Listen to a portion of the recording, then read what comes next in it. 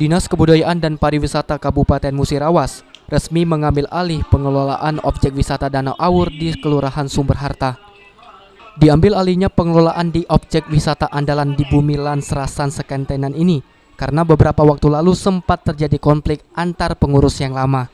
Menurut Kabid Objek Wisata Disbudpar Musirawas, pasca diambil alih pihaknya kini fokus melakukan penataan kapal dengan menggunakan etiket, di mana masing-masing kapal wajib mengantri, sehingga meminimalisir terjadinya keributan antar pemilik kapal. Nantinya pengelolaan wisata Danau Awur ini akan dikelola unit pelaksana teknis di bawah Disbudpar dan diharapkan mampu menyumbang lebih banyak PAD.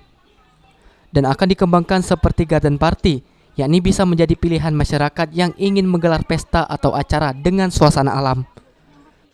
Dari pengelola lama kan ada sedikit konflik, jadi pengelolaan kita kembalikan ke Dinas Pariwisata. Ada yang berubah? Maksudnya yang baru apa? Kalau yang baru di sini kita untuk penataan kapal kita menggunakan etiket. Jadi sistemnya kapal sekarang sudah antrian.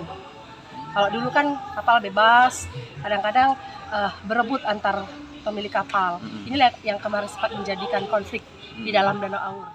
Meski demikian, musim penghujan dan angin kencang membuat permukaan danau terdapat tumbuhan air atau kiambang yang mengganggu keindahan wisata Danau Awur. Tri Hajaria, PAL TV.